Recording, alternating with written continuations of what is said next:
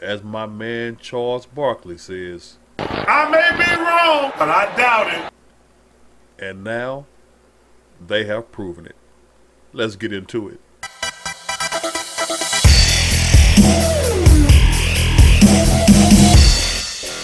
Oh, the Writers Guild of America. The strike that shut down Hollywood. I have been dying to talk about this since last weekend. But between life and constant new information coming out, I always had to put this off. But now I have enough to talk about it. Let's recap a little bit.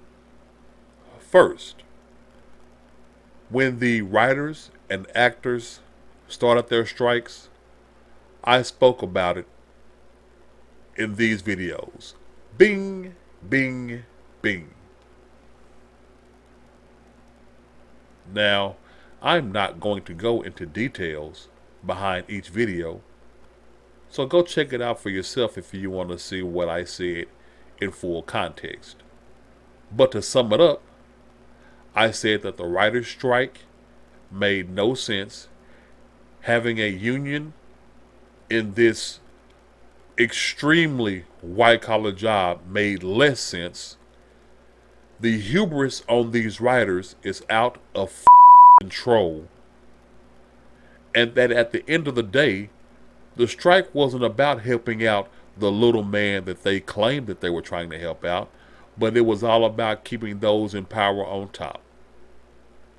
Well, now that the strike is over, that has proven to be true 100%. Let me take you back a little bit. In the very last video I did, I mentioned how back on August 11th, I say again, August 11th, the studios, I think it's called the Alliance of Motion Pictures and Television Producers, the studios said, here is what we are going to offer you. These are the things that we are offering. They offered them a great deal. Now, this deal consisted of almost everything that the WGA claimed that they wanted. They were getting bigger pay increases. They were getting transparency on numbers when it came to views, whether that be in television and particularly streaming. They were getting guaranteed work length, and they were even getting some guaranteed amount of writers. This was offered to them on August 11th. The strike ended last Monday, the 24th, 25th. The offer was on 11th, August 11th. The strike ended the 24th, 25th, depending on the times. Now, that is, 7 weeks? 7 weeks between the offer and when they finally accepted a deal. And before this deal got done, an article came out. Check this out. Headline reads from Deadline. Union members poke fun at best and final offer line from the AMPTP, which, as I stated earlier, is the Alliance of Motion Picture and Television Producers, the studios. It reads, the ongoing talks between the WGA and the AMPTP continued to look promising through the weekend, but the writers couldn't help but have fun with the studio's claim that they made their best and final offer. The arrogance of these writers, they poked fun at that. I'll continue reading. It inspired Mike Flanagan and a few others to come up with possible movie titles, should Hollywood ever decide to chronicle this hot mess of a negotiation. Best Final Offer 2, Best Final Offer, Best Final Offer 3D, Off 4, the best and the final offer, BFO5. Basically saying that the studios are going to keep negotiating until we get what we want or we come to an agreement. That is their hubris. Remember how I started this off, and go back to the first video I did on this. It's the hubris of these writers. Sheer fucking hubris. Bob Iger, one of the few things that he said that he was dead ass correct on was when he said, "It's very disturbing to me that the writers and actors unions have unrealistic expectations with their strikes and are only adding to industry disruptions by taking such action." Bob Iger's a jerk. He's an arrogant prick.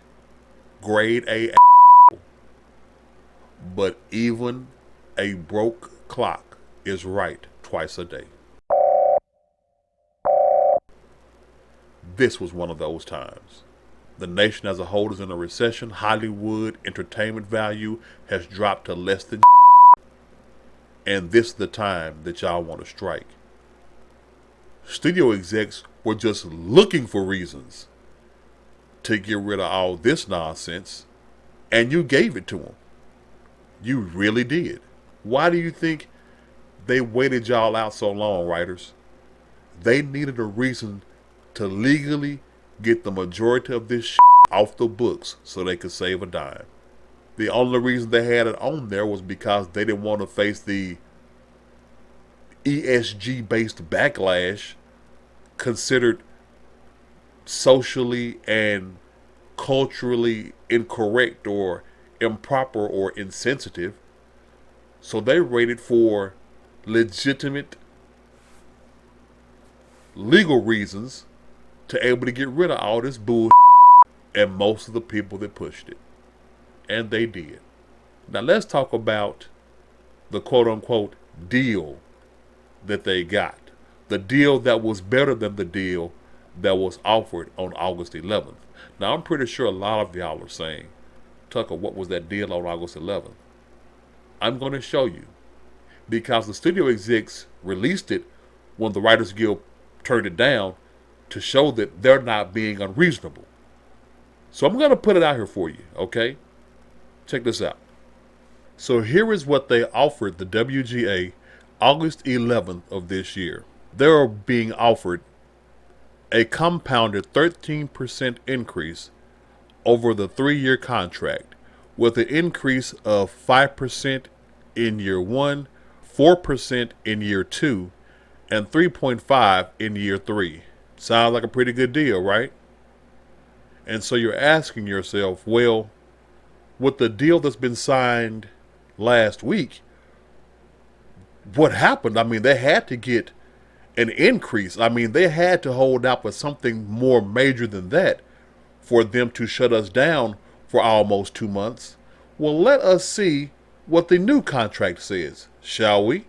The 3-year deal outlines a 12.5% pay increase, starting with a 5% upon the contract's ratification.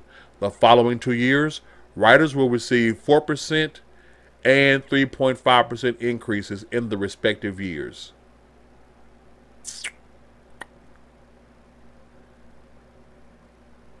So the other one said 13%, which was off by 0.5. Essentially, here's the whole point. It's the exact same numbers. 5% year 1, 4% year 2, 3.5% year 3. They kept all the little people who they claimed to be helping out of work to agree to the same deal. And I will tell you why that is. But let's see if there are any other things. For a 2-month stretch holdout, there had to be something. I mean, for you to be offered this deal on August 11th and then wait till the end of September to accept the deal with the same pay increase, that means there has to be something else that you guys got that was not in the August 11th offer, right? Well, let's see. In addition to raises, writers secured a 76% increase in foreign streaming residuals, According to WGA, this will increase their residuals from Netflix from $18,000 to $32,000 for a single-hour episode. Writers will also receive a viewership-based streaming bonus between $9,000 and $40,000 depending upon the length of the show or if the streaming feature has a budget over $30 million. Well, I'll be damned. That does sound significant. Let's look back over the August 11th offer because I'm sure nothing like that is in there. We know that there's nothing like that was offered 2 months ago. We know this. Let's, for shits and giggles, let's just see, shall we? Well, would you look at that? High budget SVOD residual increases. Now, in case you're wondering, SVOD stands for Subscription Video on Demand. We call it streaming. So, streaming. Let's see. High budget SVOD residual increases. Total worldwide residuals would increase from $72,000 to $87,000 per episode for 3 exhibition years, the term of the contract.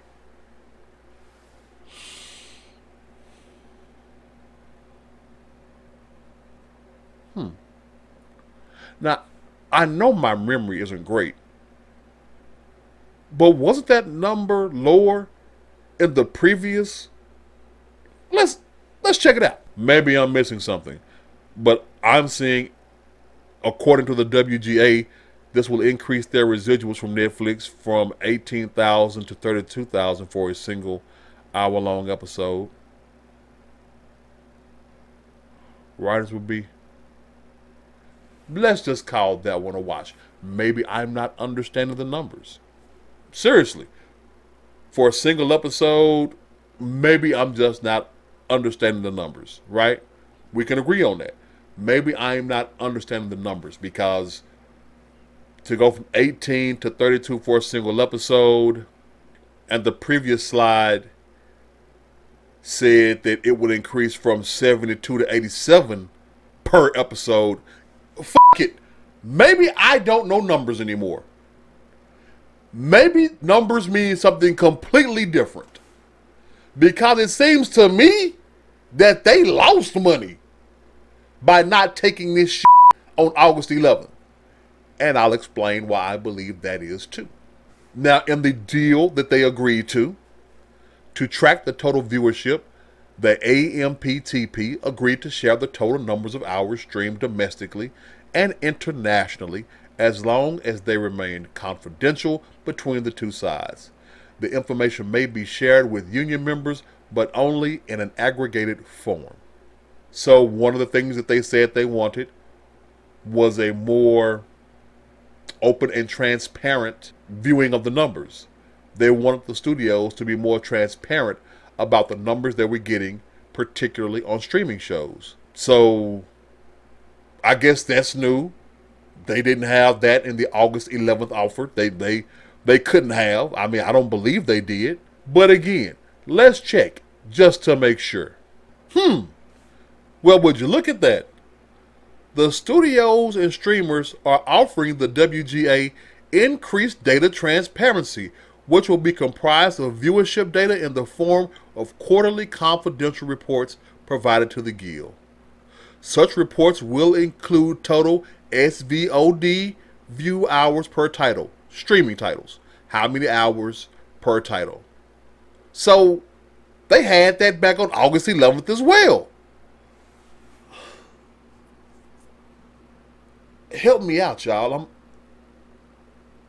So what exactly did the WGA get?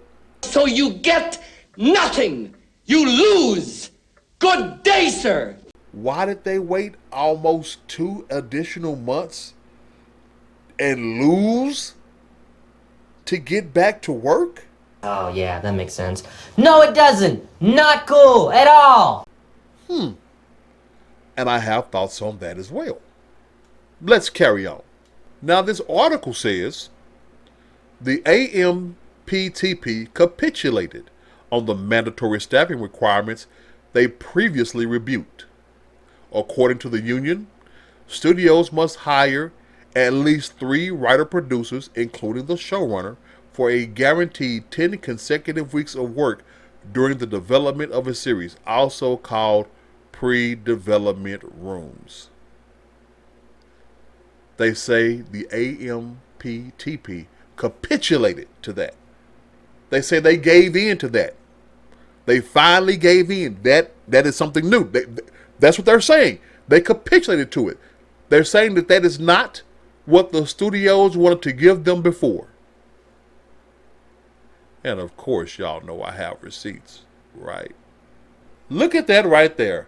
Guaranteed minimum employment in development rooms. Well, let's see if that's any different than the deal they agreed to last week. The companies have redefined the economics of the development room by offering both a minimum length of employment, regardless of weeks worked, and a new and improved compensation structure for the high-budget SVOD and paid television series and serials. Writers in development room will now be guaranteed a minimum of 10 weeks of employment. Wait a minute. Didn't we just see that? Hold it. They capitulated for a guaranteed 10 consecutive weeks of work. How could they capitulate when they had already agreed to?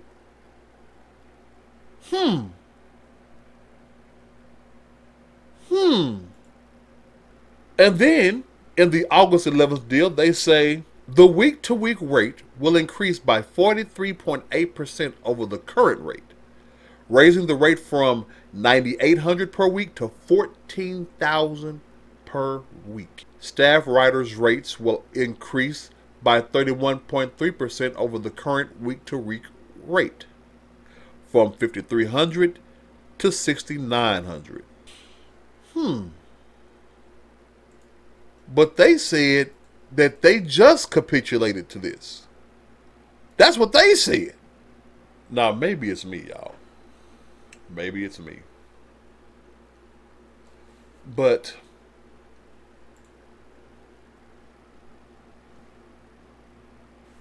I'm looking down at piss on my leg and people are telling me that it's raining. Now, I made mention twice about let me explain why these things are the way that they are.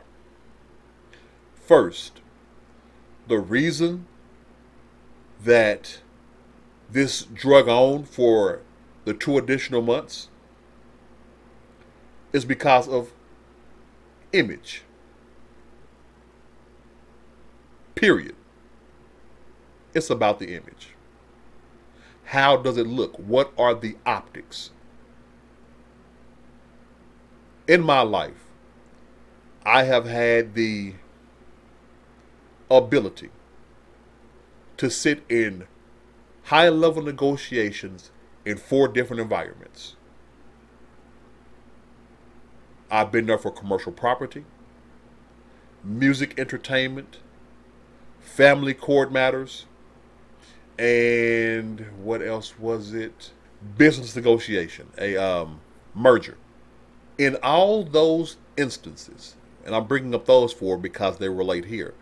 In all those instances, one side came in like a bull in a china shop, braggadocious, very loud, very bombastic, saying how things were going to go and what they were and were not going to tolerate and what they were and were not going to accept, speaking as if they had all the leverage. And in very short order, they realized that they had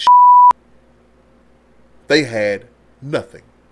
The side that did have all the power, that was willing to negotiate in good faith, let the opposing entity blow all the smoke and steam they wanted. And when they got through blowing the smoke and the steam, the other side just brought in fans, cleared the air. And when the air was cleared, each time, the loud mouths realized, oh, they didn't fall for it. they weren't slightly intimidated by our volume, by our very hollow threats. They didn't even flinch.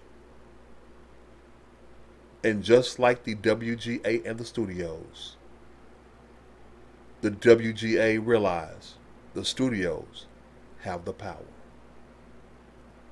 The studios came with a very reasonable deal, August 11th, and put it before them. And do you know what the WGA said when that deal was brought to them? The WGA says AMPTP's latest contract offer is neither nothing nor nearly enough. Well, how does it look now? How you like me now? How does it look now? Remember all those snide comments y'all made a couple of weeks ago when the studio said this is their best and final offer and y'all thought it was a joke? You see, your leaders in the WGA knew it wasn't a joke. Which brings me to the second point, combining it with the first. It's image and optics. You see, they knew that the deal that they had on August 11th was a damn good deal. They just wanted more. And they didn't want more for the little guy. And I'll get into that in a moment. But they didn't want more for the little guy. They wanted more for those people at the top. The ones that will benefit the most. The ones that are loyal to the union. You see, they couldn't just run back out there and say, okay, we'll take your deal now. No. You see, the studios now had to make their point. And this is why some of those numbers ain't as high as they were on August 11th. Because you disrespected them. You came in thinking that you're the bad boys. You're the power players. That you got all the cards. And so, as any business would, when you come back to the table, oh, that offer ain't as sweet as it was the first time. Because now you try to play them for. Yes, you did. Yes, you did. And you think you didn't? Bitch, please. The union leaders knew on August 11th that deal was great. That's why they made that statement. The latest contract offer is neither nothing nor nearly enough. They knew that offer was good. They just wanted more. So they let all the little people and anybody ancillary connected to Hollywood suffer for almost 2 additional months while trying to squeeze that lemon a little bit more. But when they realized that lemon was a rock, they got hit upside their head. Because now the studios are bringing some money down. Which brings me to the third point.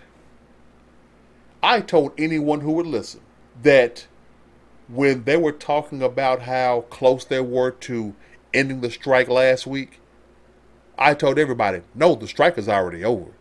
It's the little man who doesn't know it. It's that 22-year-old writer who's banging out a script in Starbucks. He doesn't know it. It's that 30-year-old writer who's trying to pay rent. They didn't know it.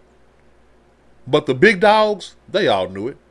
As I was saying earlier, when I told you about the loud, braggadocious people, what happened was they went to the studios and said, hey, can you not release this information yet? Can you not say that we're close to a deal yet?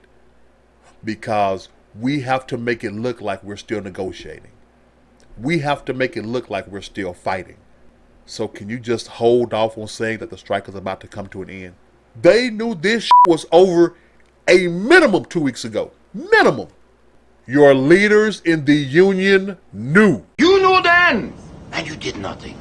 They were not fighting for you little people. And the reason that you may find me so adamant about this is because when I did one of those videos talking about how the union was f***ing y'all over, people got mad. They ran into my comment section. Oh, they didn't want to hear it. They thought it was all propaganda. Like this one. Like this comment on the WGA strike.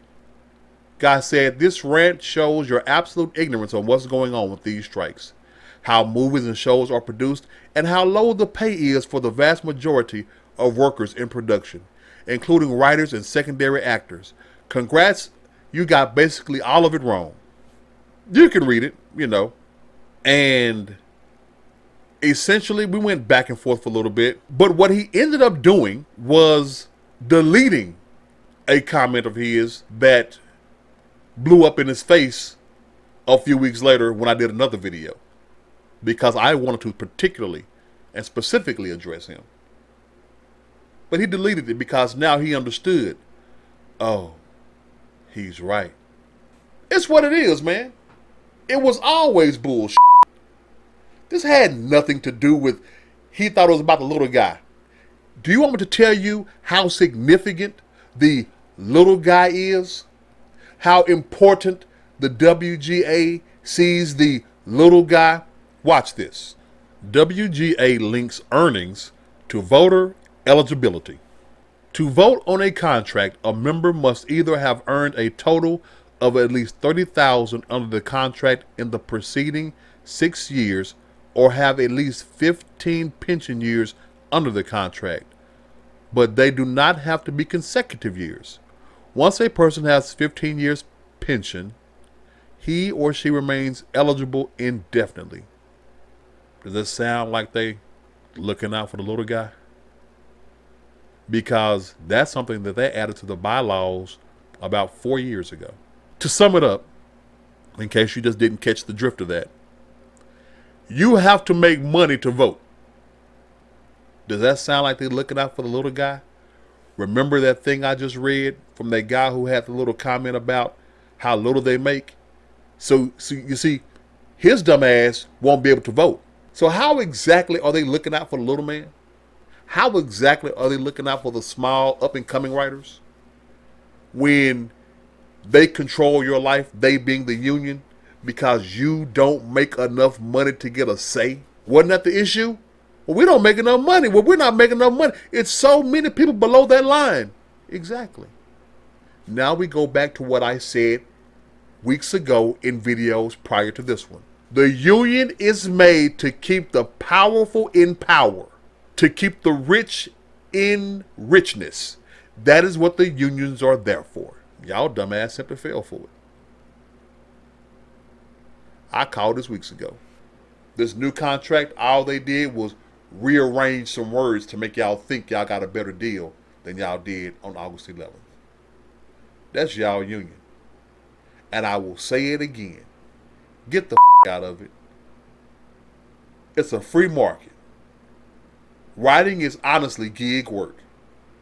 So make sure you get a gig work, a gig contract that benefits you. The rest. Because your union heads have lived by that motto while making you believe that they're all about you. Well, y'all tell me what y'all think. If you like it, hit that thumbs up. If you have something to say, good or bad, leave a comment down below. If you want to hear more of me bumping my gums, then click that subscribe button. Make sure you press that notification bell so when I do upload, you'll be the first to know. Until the next time, remember, stand up, stand out, think differently. Holla.